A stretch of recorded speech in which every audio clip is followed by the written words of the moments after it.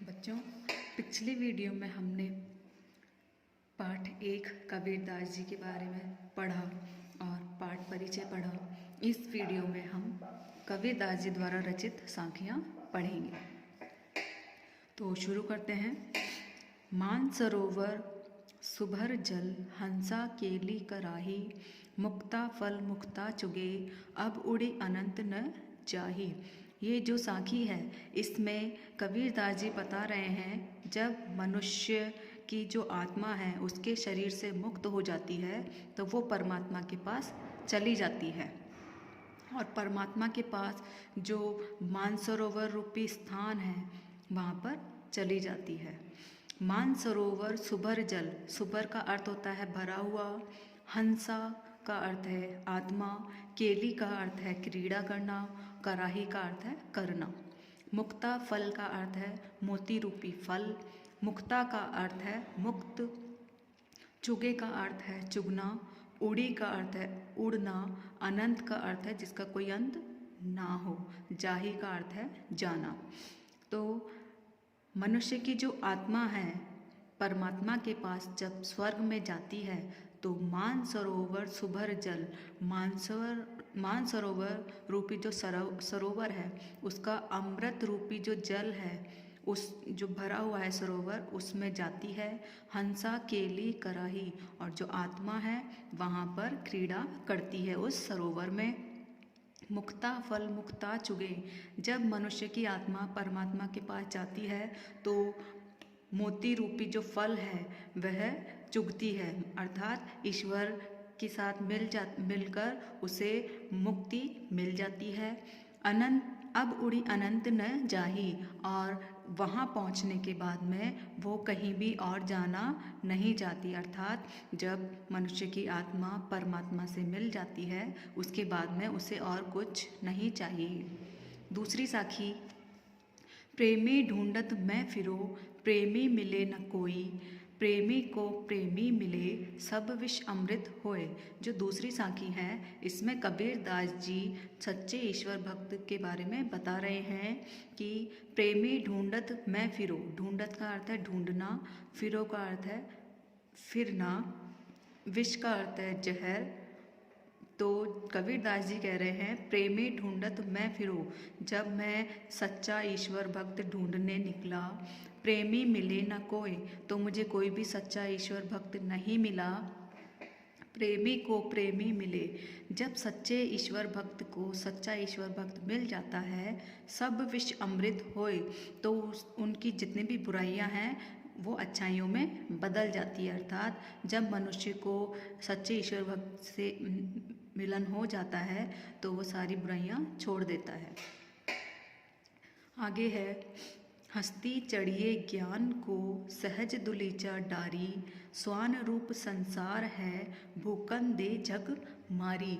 तो ये जो तीसरी साखी है इसमें कबीरदास जी बता रहे हैं कि जो संसार है उसमें जो ज्ञान है उसको बताया गया है कि वो हाथी के समान है, और इस संसार में जो बुरे लोग हैं वह स्वान के समान हैं।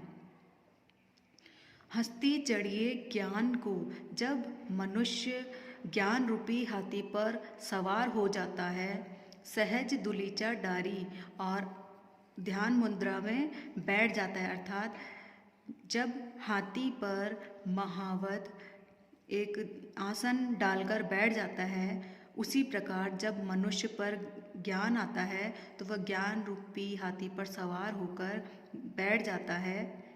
स्वान रूप संसार है भूकन दे झक मारी, जिस प्रकार हाथी चलता है महावत उस पर बैठा रहता है और जो पीछे पीछे कुत्ते हैं वो भूकते रहते हैं, उन पर कोई फर्क नहीं पड़ता, उसी प्रकार जब मनुष्य पर ज्ञान रूपी हाथी पर सवार हो जाता है और उसी ज्ञान में डूबा रहता है तो उसके बाद में लोग उससे कई तरह की बातें कहते हैं, वह उसे उन बातों पर ध्यान नहीं देना चाहिए क्योंकि ये संसार है वह स्वान के समान है और उसका काम भोंकने का ही है, अर्थात बुरी बातें करने का ही है।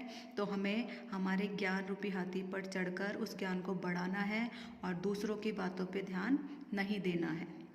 आगे है। पखा पखी के कार ने सब जग रहा भुलान, निरपक होई के हरि भजे सोई संत सुजान। इसमें कवि कह रहे हैं कि जो मनुष्य है, पखा पखी का अर्थ होता है वक्ष पक्ष विपक्ष। तो मनुष्य होते हैं पक्ष विपक्ष में एक दूसरे पे इल्ज़ाम लगाते हैं। और सब जग रहा भुलान, भुलान का अर्थ है भुला देना। लोग एक दूसरे पक्ष विपक्ष करने के कारण ईश्वर को लोगों ने भुला दिया है।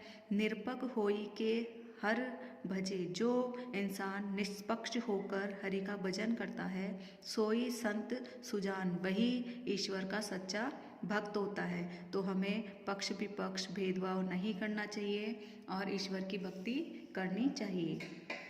आगे है, हिंदू मुआ राम कही, मुसलमान खुदाई, कहे कबीर सो जीवता, जो दूह के निकट न जाए। कबीरदास जी कह रहे हैं जो हिंदू लोग होते हैं वह राम राम कहते हैं और जो मुसलमान होते हैं वह खुदा खुदा कहते हैं। कबीरदास जी कह रहे हैं ये जो लोग हैं भेदभाव करते हैं अपने अपने ईश्वर को लेके, धर्म को लेके। जो लोग मन में भेदभाव रखते हैं, कहे कबीर सो जीवता, जो दूह के निकट न जाई। जो लोग भेदभाव नहीं करते वही ईश्वर के निकट होते हैं, अर्थात सच्चा ज्ञान उन्हीं मिलता है, वही खुश होते हैं, उन्हीं का जीवन सफल होता है। तो हमें भेदभाव नहीं करना चाहिए। आगे है,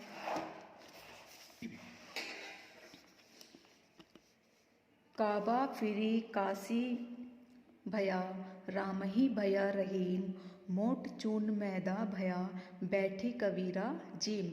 काबा का अर्थ है काबुल, जो मुस्लिम लोग हैं उनका तीर्थ स्थान। काशी का अर्थ है काशी, हिंदुओं का तीर्थ स्थान। फिरी का अर्थ है घूमना। बैठी का अर्थ है बैठना। तो यहाँ पे कबीरदास जी बता रहे हैं जो मुस्लिम लोग होते हैं काबा फिरी मतलब काबा जाते हैं, और हिंदू लोग हैं काशी जाते हैं। राम भया रहीम, जो मुस्लिम हैं काबा में जाते हैं और रहीम रहीम करते हैं। हिंदू लोग हैं काशी में जाते हैं, राम राम करते हैं। ये सब एक ही है, लेकिन लोगों ने इन्हें दो भागों में बांट रखा है। राम रहीम काबा और काशी अलग अलग समझते हैं, परंतु ये सब एक ही है। मोट चून मैदा भया, बैठी कबीरा जीम। जिस प्रकार हम बहुत सारे अनाज ले लें अलग अलग तरह के, और जब हम उनको एक साथ पीसते हैं तो मैदा के समान आटा ऐसे बन जाता है, सब एक हो जाता है, हम उनको अलग नहीं कर सकते, सब एक ही लगते हैं। उसी का हम जो रोटी बनाकर उसको खाते हैं, जीमते हैं, उसी प्रकार जो ईश्वर है वह एक है। राम रहीम काबा काशी ये सब एक ही है, हमें उसमें भेद नहीं करना चाहिए। ऊंचे कुल क्या जन्म या, जे करनी ऊंच न होए, सुबरन कलश सुरा भरा, साधु निंदा सोई।